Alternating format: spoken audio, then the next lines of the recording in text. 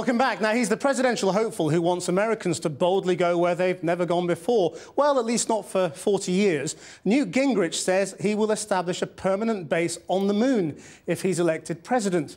His opponents say the idea is more loony than lunar. Here's our Washington correspondent, Matt Frei. 1-0, and liftoff, the final liftoff of Atlantis. On the shoulders of the space shuttle, America will continue the dream. But only with Newt Gingrich as president, or so he claims.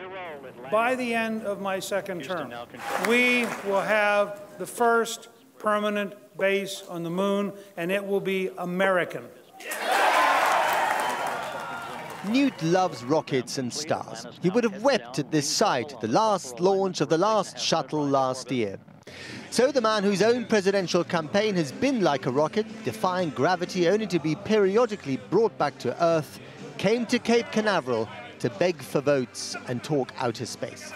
I want you to help me so that you can someday say, you were here the day it was announced that of course we'd have commercial space and near space. Of course we'd have a manned colony on the moon that flew an American flag. And of course we'd be moving towards Mars by the end of the next decade. After all, we are Americans. And of course this was vintage Newt bombast. But before you smirk, just remember that the candidate is following in a fine American tradition.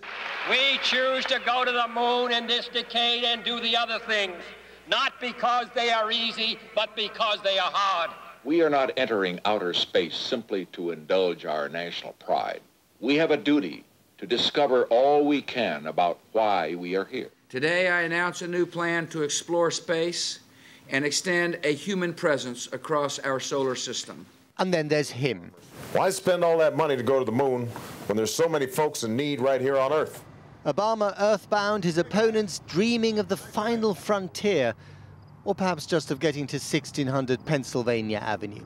We spoke to one of Newt's closest advisors and friends. But some people are thinking that this is more loony than lunar because America just can't afford it. If you don't have knowledge and you're not expanding your knowledge so you can figure out what that next product is going to be or what that next new invention is that's really going to change people's lives, and that's what the space program gives you an opportunity to do, then I'd suggest you're sort of looking backward rather than trying to look forward. Going to the moon, Mars and beyond is a well-worn American metaphor for optimism. A promise made on the campaign trail as often as it is broken in government.